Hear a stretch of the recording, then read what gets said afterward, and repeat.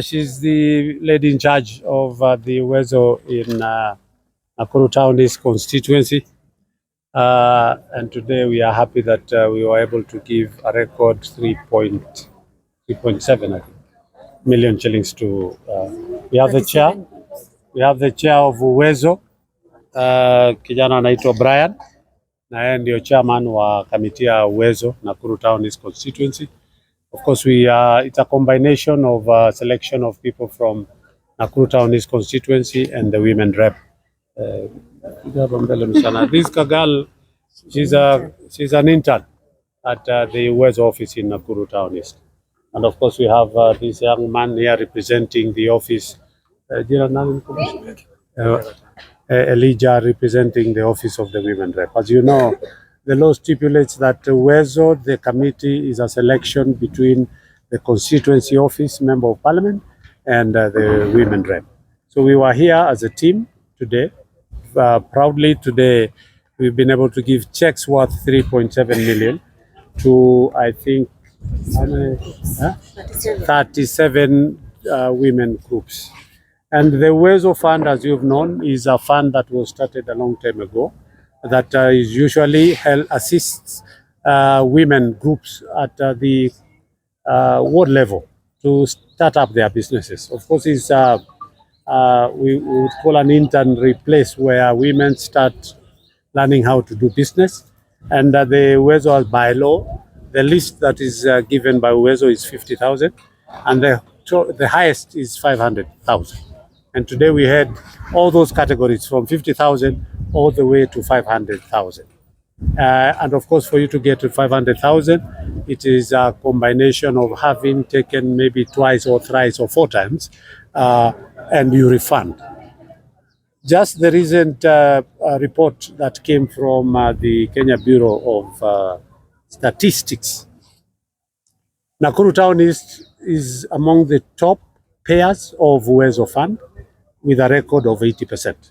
And we want to thank our groups, women groups, youth groups, and the people living with disability, to thank them that they are able to get money and be able to refund and again get the next allocation. And it is the only way that, of course, the women are I think 90% are women. But it is good to understand that 80% of the borrowers have already complied and fully paid up their loans. And the good thing about Uwezo is a very special fund. You get money, interest-free, and has a grace period of 6 months. So you can imagine within 6 months you will have worked, you will have gotten these things, got some profit, you will start paying on the 7th month. And that is the beauty of Uwezo. But how is Uwezo? It's not a very good thing.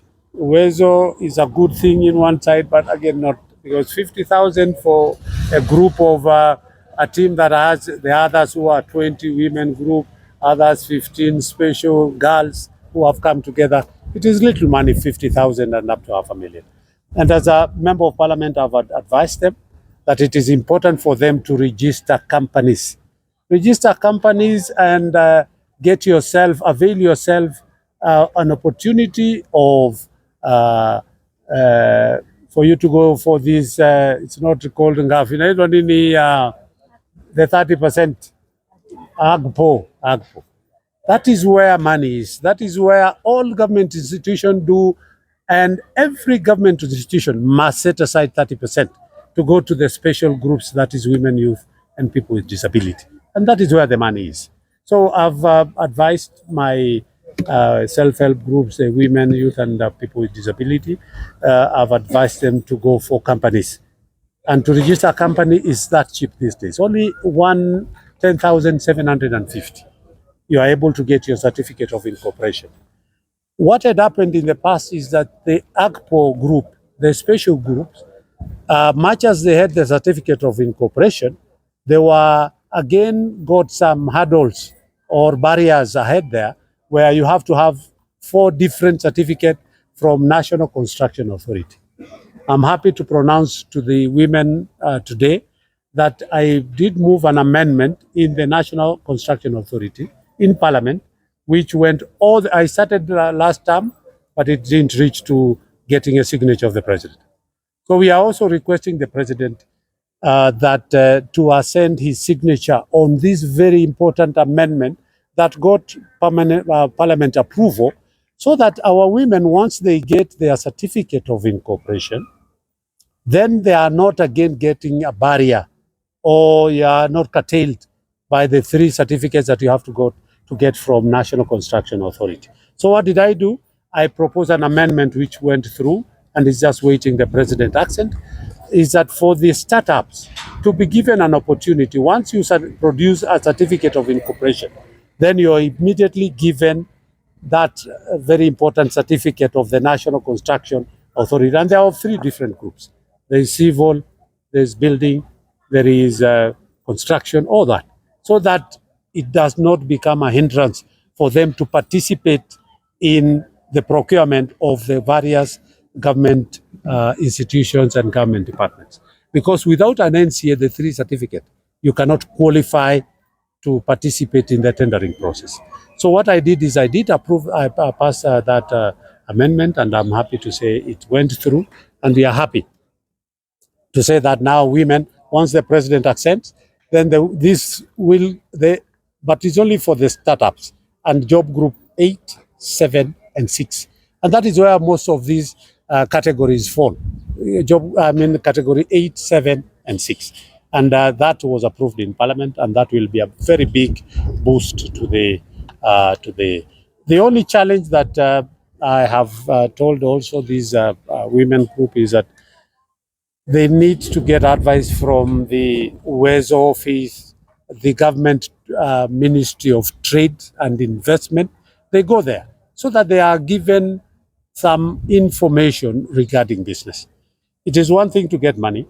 It is the other thing for you to pick a location. It is the other to decide what you are going to do. You remember the quail issue, the eggs that were being told they were magical eggs. I don't know what they were doing. So every woman, every youth group ran to that quail eggs things. And all of a sudden it collapsed. So their business again came down. So we are asking them to go to Uwezo office, go to the Ministry of Trade Investment. They will be able to advise which are the best businesses, because our business depends on location, depends on what is trending currently. If now, when I see hawkers, and hawkers are very good marketers, when they see the rains have come, the first thing is they run into a shop and buy umbrella, because everybody needs an umbrella at that time because they need to shield themselves from rain. So that is what I'm also advising the women, that they need to get some professional advice on matters to do with business, so that they can be able now to do business that will be able to give them profit. If you remember the quail thing, as I was saying, the market, the supply was so much, it exceeded the demand to a point that the prices came down. They drastically just came down. And most of the women lost a lot of business and a lot of money. So I want to appreciate today was a very successful day. And we have advised them that this money is not for Sherehe during the Sikuku. It is not for the women to go and now have their facelift in terms of salons and whatever. It is for them to go and use this money in the coming year for business, and is going to help. And they have agreed. Most of them have accepted to start thinking about companies. And I'm saying this because I have had an experience of women and youth who have engaged themselves in business and the amount of money that they are getting in terms of profit. So allow me to bring in Leah just to say a word about Uwezo.